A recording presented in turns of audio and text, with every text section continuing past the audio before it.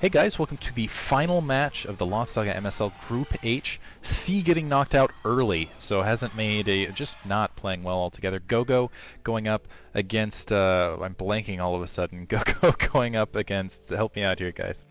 Forgg. Thank you, Forgg. Why am I having such a hard time today? Yellow, actually two Korean names, so there we go. That was Forgg up in yellow at the upper left-hand corner. This is on Byzantium 2, inverted ramp, bottom left-hand corner. We have Gogo as the, looks like they're going to go yellow-red as the red Terran. Wow, that's just bad of me. Anyway, on Byzantium 2, which I think is a very interesting map overall, especially Terran versus Terran, just because of that inverted map and also because it just feels like there's a lot you can do overall Terran versus Terran. There's a lot of options. You can go dropships, you can go Wraith. I'd like to see some Wraith on this map. Vultures are fairly effective, I would say, just because there's a lot of ramps going up, although less effective because you can get a pretty good blockade. But anyway, I'm excited to see this. Yeah, this map tends to favor people going rushes, no matter what the matchup. So I wouldn't be surprised if, well, let me put it this way. I'd be very surprised if anyone went for like quick command center or one racks in the command center or anything like that, because it's so easy to get trapped in your base if you don't rush, and the other guy rushes, you can get contained so easily because of that ramp. So I'm expecting to see probably at least a factory first, maybe command centers after that. But, you know, we'll have to see what... I mean, it is a 4-player map. Sometimes players will risk the quick command center, hoping they get scouted later and try and take a gamble and get economic advantage out of it. So it could go either way. Let's see what happens, basically. But you're right, this map does offer a lot of options. So it hopefully be a little bit interesting either way, although I wouldn't exactly count Gogo or Forgg as being creative players. So... I'm not sure about that. For the skill level between these two players, while the skill level between Gogo and C is relatively closer than, say, Forgg between both of them, again, I'm just going to go Forgg all the way. There's no way I feel that Gogo is going to be able to beat Forgg. I mean, C just got dismantled by Forgg. I mean, he was coming out ahead with those BCs, but just brilliant play by Forgg. He really plans out his attacks very well. He's like a surgical striker. He's like a surgeon. He's just got his little surgeon knife, and he just like cuts you, and just perfect strikes. And now we'll see. Okay, that was a weird analogy, so just whatever. So Bob the Marine coming out now for Forgg. He's gonna chase off Dion the Peon. I thought Bob was a probe. No. I don't name my probes. They're just robots. They're not real people. They have personality. Like, do. They love you. Anyway, They're both like players Voltrap's getting... cat. Meow. Ooh, SCV on Marine action. They're going to do a little bit of attacking. It looks like he's already got the scouting information he wanted. 3 SCV on gas. Looks like the factory up. And a second Marine being produced here. I guess you need to produce additional Marines in... actually, no. 2 factory push here from Forgg. So going immediately 2 factories for Forgg. And 2 factories on the opposite end as well. Wow. Both players concerned a little bit about that rush. Again, because that inverted ramp, if you establish position, you have that mischance. 2 Marines actually were already out on the opposite end to drive that SCV away. So both players playing in the dark, but both players in, I assume, mirrored builds at this stage. We'll see if they have the same unit composition. I've got to assume so, though. There's the machine shop down for Gogo as well. And this should be fun to watch. It's going to be a microfest, and honestly, between these 2 players, yeah, I got to give Forgg the advantage in micro. Yeah, just like I thought, they're going for some quick rushes, quick rushes. You know, as opposed to the slow rushes. I guess that's what Flash does, right? He does slow rushes. Anyway, for Gigi, a little bit ahead though. It seems like his factories have been up a little bit quicker, and that sort of thing. Although he did manage to get his SCV killed, so you know, he's 1 SCV behind now of Gogo, and that could be the crucial difference. It could make the difference. But whoa, second machine shop going down for Gogo here. So it looks like he's going to go some balls out tanks, ground units, or upgrades. Well, more probably some upgrades, and just go straight, you know, almost all in and try and finish this early with a rush. Whereas it looks like for Gigi, by just having the 1 machine shop, he's going for a more long-term game. He's going to get some units out, do a little bit of a rush, but probably try and just use it to secure a command center or something like that. But actually, he's moving in right now. So it could be going for a timing attack instead then, with just trying not to get too many upgrades to use up resources he could be using on units. Yeah, I'm gonna have to agree with Gogo going 2 machine shops on his factories. One, it delays him from producing anything out of that second machine shop for a while it's building. So he's only producing really from 1 factory this whole entire time, while Forgg has been. Oh my building God, he's from 2 being factories. overrun. You can see yeah, I know he's overrunning Gogo right now just because Gogo just lacked the troop count. I mean, he's building lots of siege tanks now because he's got, and well, he's actually upgrading his vultures, but he has the ability to produce siege tanks. But now you can see he's completely boxed in. He's got spider mines all over his ramp, and Forgg has pretty much just secured himself an expansion. He could just sit at the top of the ramp and just let Gogo chill at the bottom there. He could totally just take an expansion. Let's see if he gets Siege Tech first as well. Siege Tech will be absolutely huge. I've got to assume that's what he's upgrading right here rather than Vulture Speed. And going a Starport as well to make sure that he can take superiority over the air. This is absolutely genius, and I got with that mischance, yeah, he's going to be able to hold that for quite some time in a very domineering position right now. More mines being planted on that front door, and we'll see if he gets a second tank out as well. I think if he gets that first tank, or there's that second tank popping now, but I think as soon as he has Siege pop, a bunch of SCVs coming off the line to clear this. Let's see if those Vultures can create a screen, and a couple other Vultures slipping through. There, the Siege is finished, but that's 4 Vultures, I'm sorry, 6 Vultures on 4, and the Vulture, wow. That was absolutely brilliant right there. Gogo retaking the top position with just a brutal SCV Vulture combination attack, and he's also seeing that Starport going down. Forgg going to have to retreat back, but that was just incredibly balls out, and that was an incredible attack maneuver there. Still mine, so he's not going to be able to move any tanks, but just going all Vultures at this stage to put some pressure on the opposite end. Just a single siege tank that's just going to be sitting there kind of stupidly, not, well, it looks like it managed to get a single Vulture kill, but I'm surprised it didn't get mined to death right there. Cleaning up a lot of Vultures. Oh man, just a single siege tank and a single counter Vulture right there, able to take out a lot of incoming Vultures otherwise. Double kill! Dual kill! Oh man, the Vultures dual killing each other simultaneously, shooting their little canisters and destroying each other. That was absolutely crazy. It's not often you can describe a Vulture SCV attack as savage, but that was a case where it worked. And wow, and Forgg now in the opposite position. Things have been completely switched around. Now Forgg is the one that's pinned in his base by mines, and he can't move out with his tanks now. Gogo's going to have an advantage. He's got the armory, he's got the academy, I believe.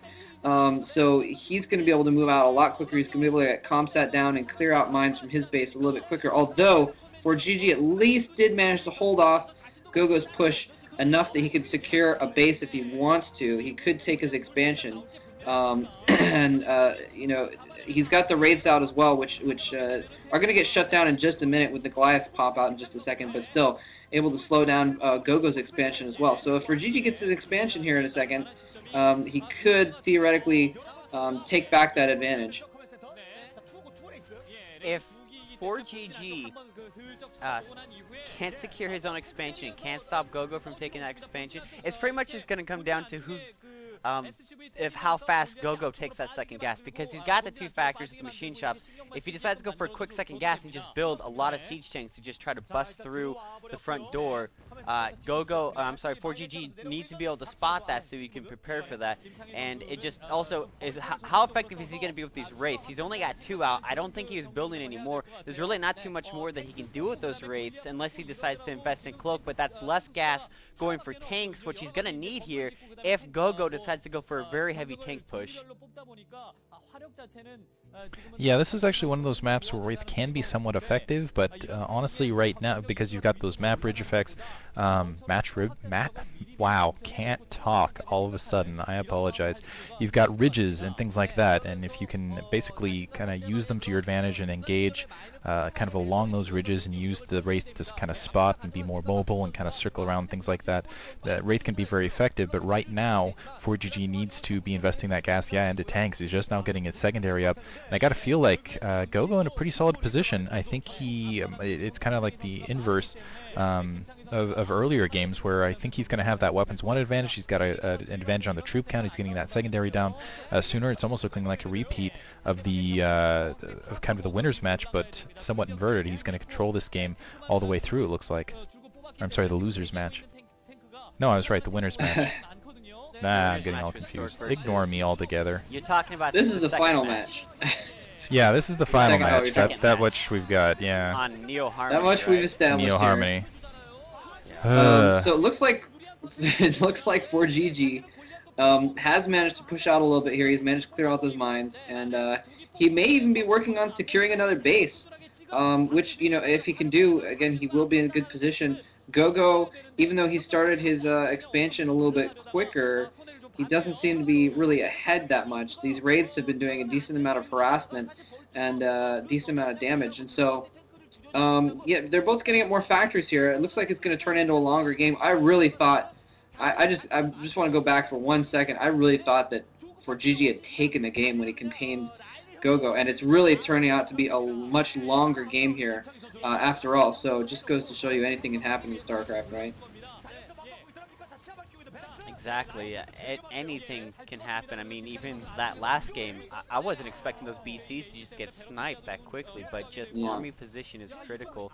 So now Gogo moving out, kind of wasting a couple troops there. I don't think he should really be trying to put too much pressure on Forgg other than preventing him from taking expansions. I don't really think it's smart to try to contain or try to take that high ground when he knows that Forgg already has a nice Wraith micro there, just finishing off that siege tank. That was beautiful.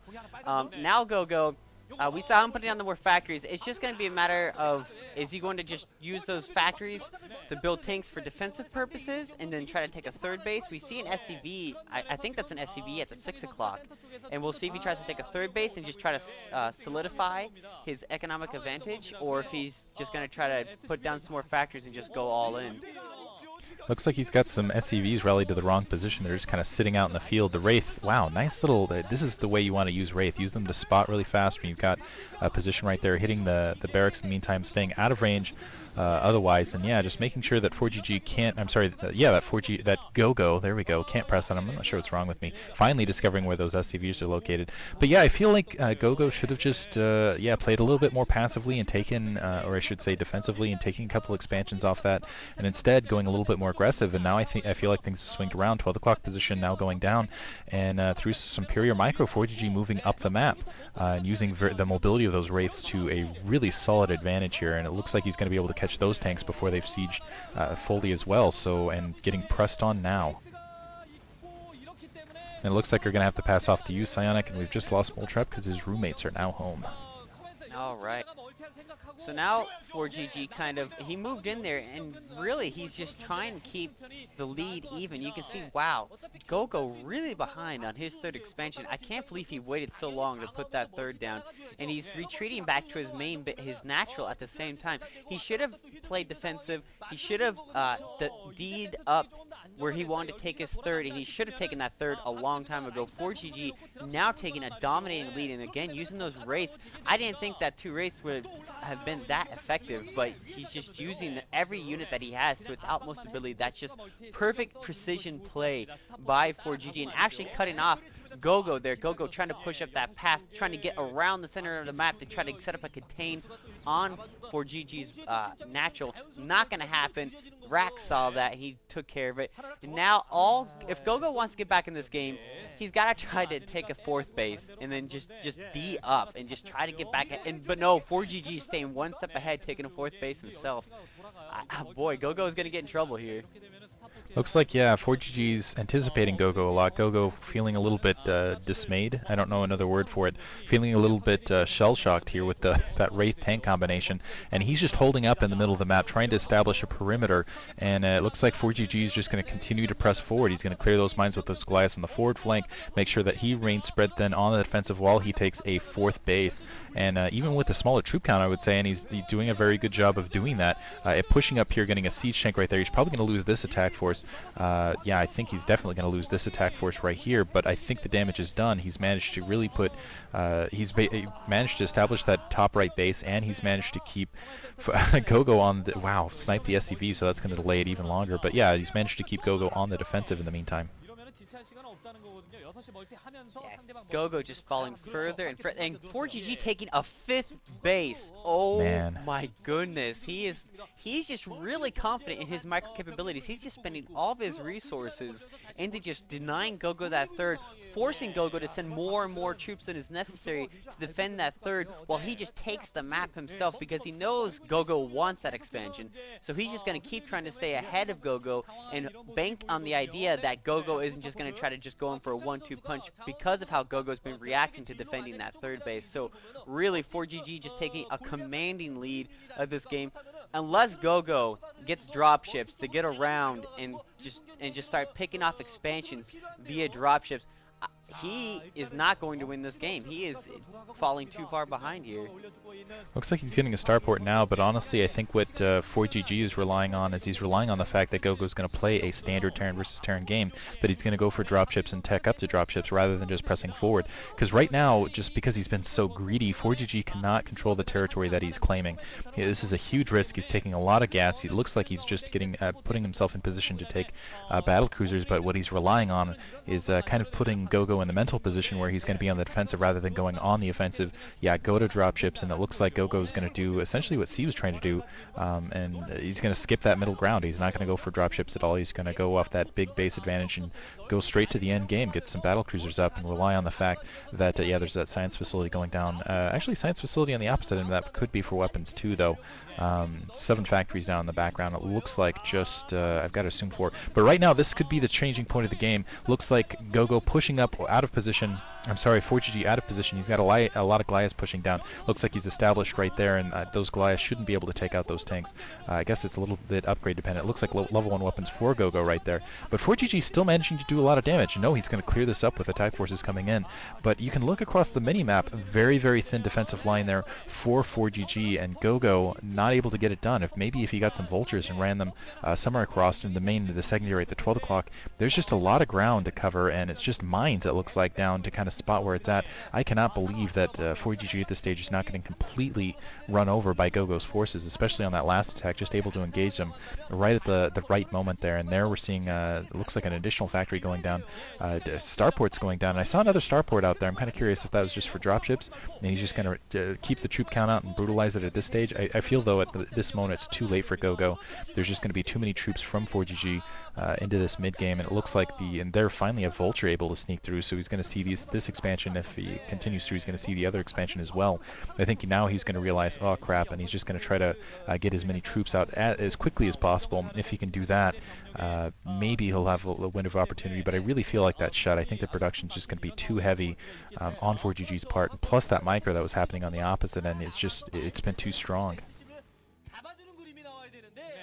Gogo did manage to claim a mineral-only expansion just left at 6 o'clock, but there's no gas there. I mean, he got delayed his third gas for a long time, and now Forgg on 1, 2, 3, 4, 5 gas now. He's just going to be able to pump out. If he decides to go BCs, he can pump out BCs. If he decides to go for a lot of factories and just pump pure Goliath tank, he can easily do that as well. It's just unfortunate that Gogo was not more, what's the word I'm looking for? Didn't use his comsats or just try to scout around better to spot those expansions being taken. He knows they're there now, but it's just too late. Forgg's economy is now kicking in. It's super strong. Gogo was ahead in terms of economy, but now just falling too far behind. Like you said, knocking about the ketchup is getting dropships, but I don't know. Unless Forgg really makes a mistake on a push or something like that, I don't see Forgg giving up his lead easily.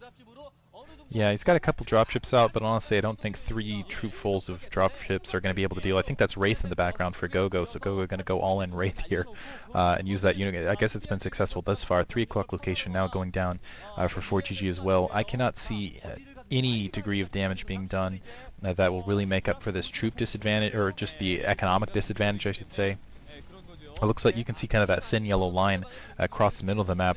The 3 o'clock position is being taken by Gogo, but how long is he going to hold it? It's just so many Wraith going to be incoming momentarily. I see that's 5 starports, and it looks like cloaking being upgraded as well right now, and 3 dropships out in the air as well. So he's going to be able to have those 3 dropships to counter anything coming. Looks like 4 o'clock might be going for the main. Wow, huge attack here from Gogo going into the main.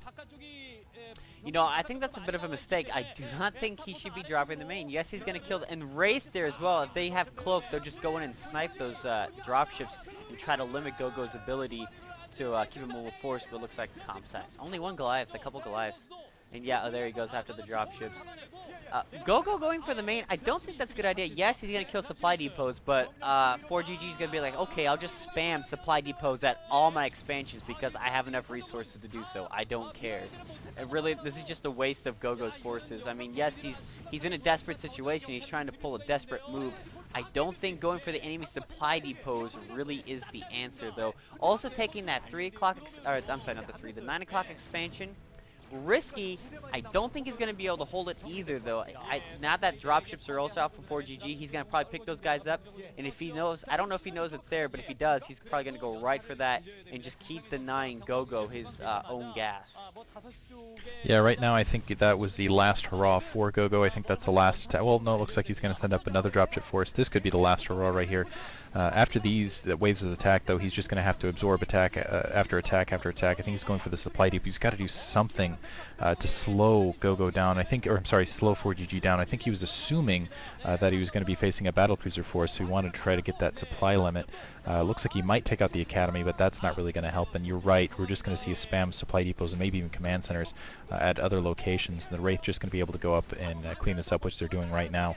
But now it's just going to be absorbing attack after attack after attack, and he's just not going to have the troops to send anything or defend anything. So we're probably going to see GG in not too long from now. That 9 o'clock location is getting, getting stomped on right now. Does not have the troops to defend this. Where is he getting these troops from, right, though? I didn't think he had the economy to really sustain this, but he's still got a lot of dropships in the end. I think he's just flinging all the forces he has, every single unit that he has in those dropships, and just running around the map trying to defend himself now. But the thing with doing that is it just leaves your defenses in other areas very, very weak. If Forgg just sends even a small excursion force to the bottom right, Gogo has nothing there because, like you said, he's putting it all in his dropships. And here comes Forgg with another wave of troops. And I don't think Gogo has the factory count to just keep up. Obviously, he doesn't have the resources to keep up. And that expansion is going to go down. This is, again, the game is coming to a close. The closer right here, 9 o'clock position. It looks like another drop going to that upper right-hand base. But this is the thing. I think Forgg can afford to lose bases here. He can afford to sacrifice that 9 o'clock, or I'm sorry, that 3 o'clock. Because again, that's all of the attack forces out on the ground. Let's see if he just, no, he is going to go in with a counterattack, bringing SCVs off the line to try to attack this. A lot of SCVs dying right here, actually. But even so, yeah, he should be able to fend this off. And let's see if he decides to attack simultaneously. That 9 o'clock position is now forfeit. And I think it's only the 6 o'clock and the inside 5 o'clock that are really producing for him. Oh, Wraith on the dropship as well, and that's going to be absolutely killer. There goes the mobility for Gogo. He's not going to be able to even push up any more attacks into the backfield, and it looks like, yeah, just a sacrifice at that upper 3 o'clock position. Not even going to bother trying to save that command center. Just going to clean it up with Wraith afterwards, and not too much worries. There's got to be enough minerals in the bank to first of all reestablish this. A command center floating at the 3 o'clock that lower 3 o'clock position, but not even landing there for Gogo. And yeah, I think there's 2 tanks just disappearing. I'm not sure what even happened to them there. And some Wraith there, yeah, trying to clean up that attack force. More Wraith engaging. As soon as those Goliaths are down, that's going to be it here. And then maybe we'll finally see a GG. I'm surprised that Gogo's clinging on so hard. I guess he doesn't want to get eliminated from the OSL at this stage. Tenacious. He's tenacious, and he's trying to hold that 6 o'clock. You can see just by the SCV saturation how desperate he is for resources, but tanks to greet him there. Not a large attack force. He's just got to send whatever he's got. It looks like he's going to send SCVs to try to establish a position here. But again, between the minerals in the bank and everything else, I got to say Forgg's got this.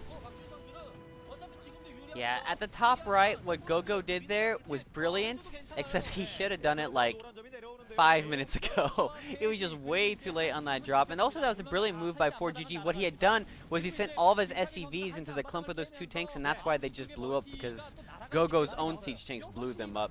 And now Forgg coming in with the push. I'm just, the jaws of death are just slowly closing over Gogo's neck, and they're gonna snap his frail little neck here in just a second. He just cannot keep the wolf off of him, and Forgg smells the blood. He's actually going in right for the natural, probably going to just try to siege up on the high ground, just try to do as much damage to the factories down below, if possible, and just try to contain all those troops of Gogo back on the low ground again. And I don't know, I mean, Gogo, you're tenacious, props, but give up, man, it's over. Yeah, he's running off one base. He's not able to establish that 3 o'clock. I see a little yellow unit underneath there, and now it's just all Wraith pushing in. and tanks coming in as well. So, and that's going to be it. Honestly, I feel like there's more SCVs.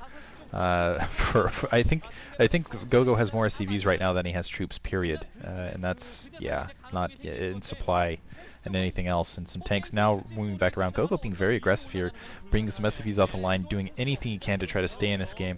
But again, it's just not going to be enough. Here comes that tank force to go up to the main, and there's nothing to stop it. And a second attack force going, it looks like, to that bottom right-hand corner to swing around to the 6 o'clock position. Wow, and that's going to be it right there. There goes that command center and any sort of support troop that could come out along the ground. And I don't see Gogo having resources or anything to do anything otherwise. And I think there's a mine under that command center which might be halting it right there. I think there's just that little yellow blip right there, which has got to be aggravating at this stage. But yeah, siege tanks everywhere there for Forgg. Forgg's just use some brilliant micromanagement and then getting greedy and having it pay off. It's just so amazing how the turn of events of this game. I mean, Gogo at first looked like he was behind, and then brilliant vulture micro coming out, containing Forgg in his base so he could get out and get his expansion up sooner. But he just waited. One, he overextended himself, trying to gain control of the middle of the map when he didn't need to. He could have just played defensive and stayed ahead. He should have just played safe instead of trying to go in for the kill. He just got way too aggressive. He should have made sure he secured a third gas before trying anything like that and denying Forgg any other expansion. Yeah, and right now his factory's getting hit. Siege tanks just there to greet the troops as they're popping and just splatting them. Yeah, that's poor guys. There's the GG. Gogo finally giving in. And hope you guys enjoyed that. Both the champions advancing here, both Stork and Forgg making it through. And I'd say Forgg showed us some good play right there. Very good micro. And he looked almost as strong as Stork did, although we didn't really get a good look at Stork because of all that cheese. Again, Stork just doesn't want to reveal how good his PVT has gotten. So whoever the winners of Group C are going to face Stork and Forgg in the next rounds of the MSL. All right, thanks for listening, guys.